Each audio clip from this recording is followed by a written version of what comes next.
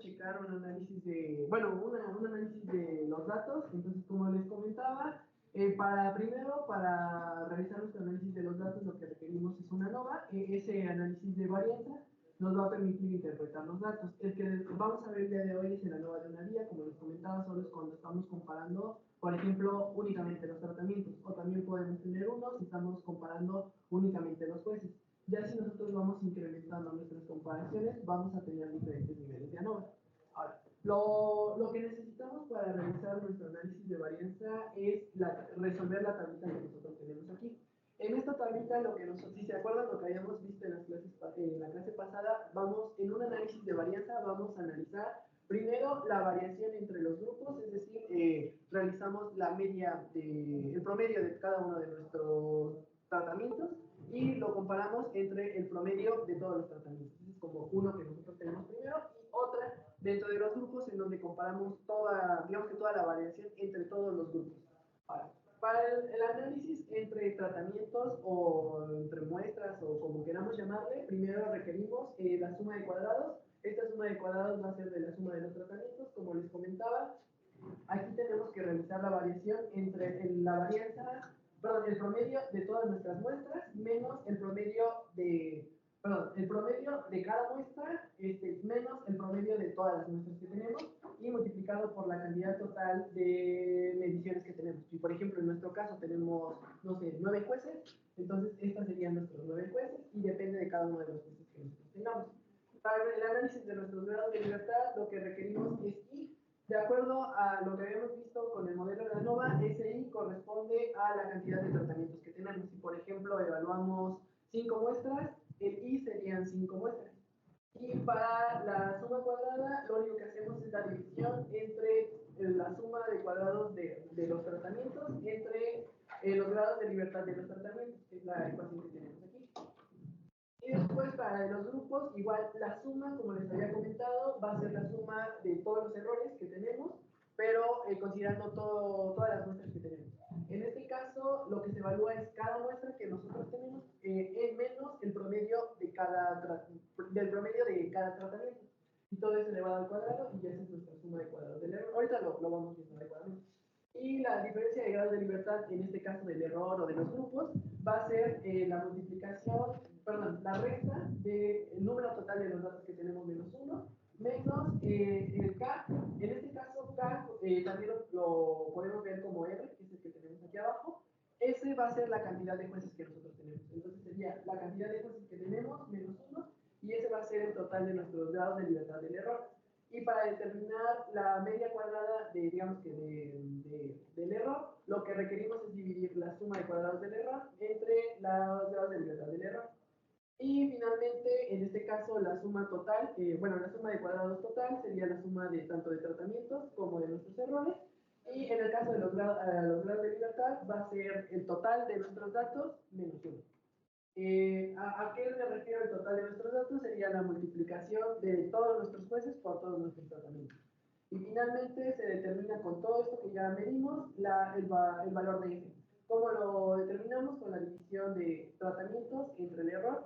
Y pues, ese ya es como de la primera parte de nuestra prueba. La siguiente es ver si realmente ese valor corresponde con el teórico.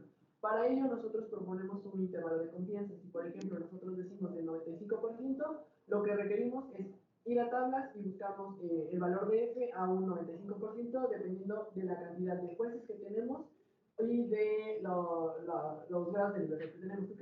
Por ejemplo, aquí tenemos un ejemplo de una ANOVA, en donde ya está ligeramente resuelto y nosotros lo podemos, el valor de F crítico con el que nosotros la F calculada, requerimos analizar cómo la determinamos. Como les comentaba, va a ser mediante tablas. Este es un ejemplo de una tabla. Esta tabla ya la tienen en Blackboard. Esta tabla es de Amelie. El título es tabla de distribución de F. Solo le dan clic en Blackboard y ya pueden acceder a ella. Ahora, ¿cómo la vamos a leer? En el lado superior les indica el número de grados de libertad.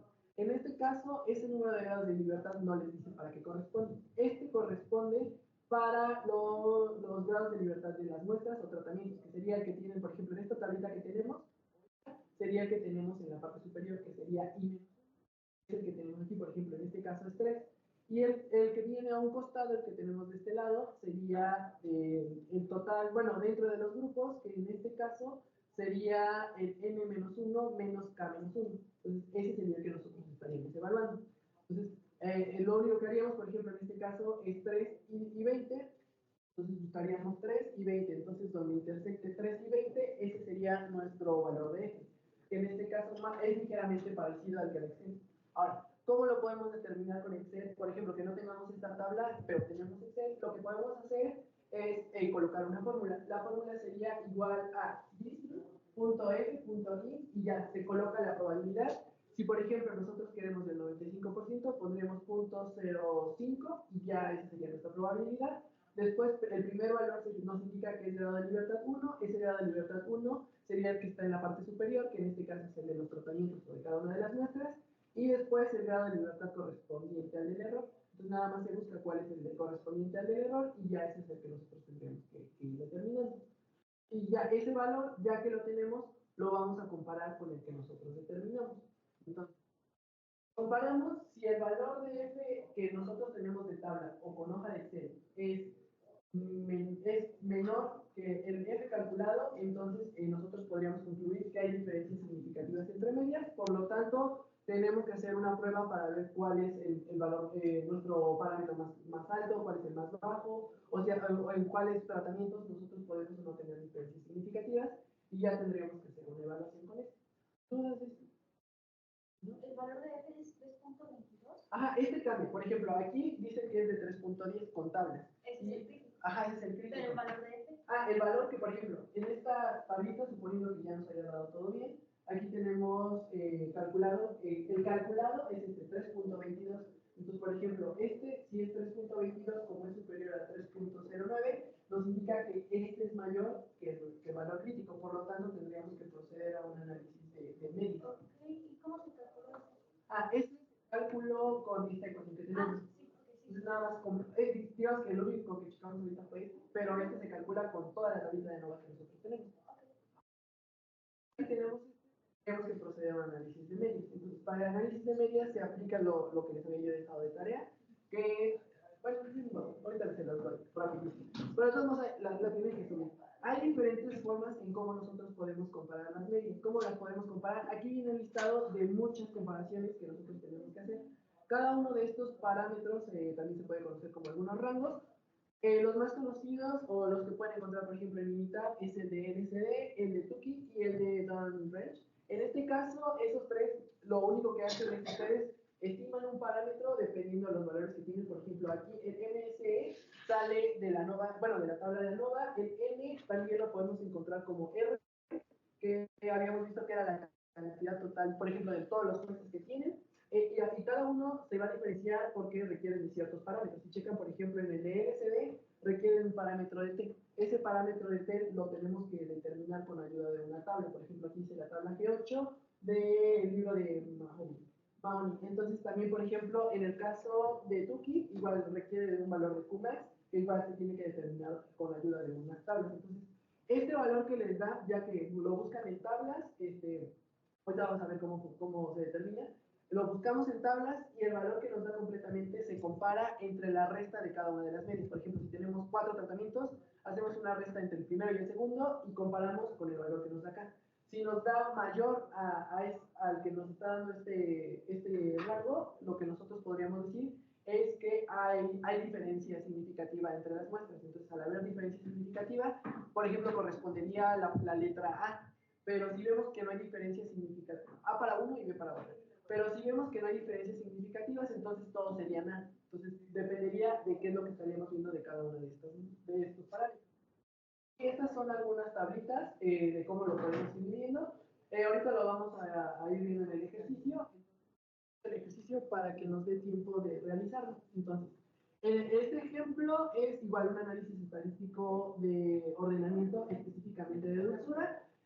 También, bueno, les leo rápidamente el ejercicio. Se utilizó una prueba de ordenamiento para comparar la dulzura de una bebida. En este caso es una bebida de fruta elaborado con 4 agentes edulcorantes diferentes.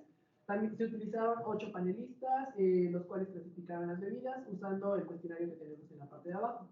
Las clasificaciones dadas por los panelistas se muestran en esta tabla y tenemos que realizar un análisis de varianza. Y en dado caso de que la prueba de F nos indique que hay diferencias significativas, tenemos que realizar una comparación de medias de Tukey y de LSD. Muy probablemente a lo mejor les dejo algo así de examen, pero vemos, dependiendo de cómo avancemos.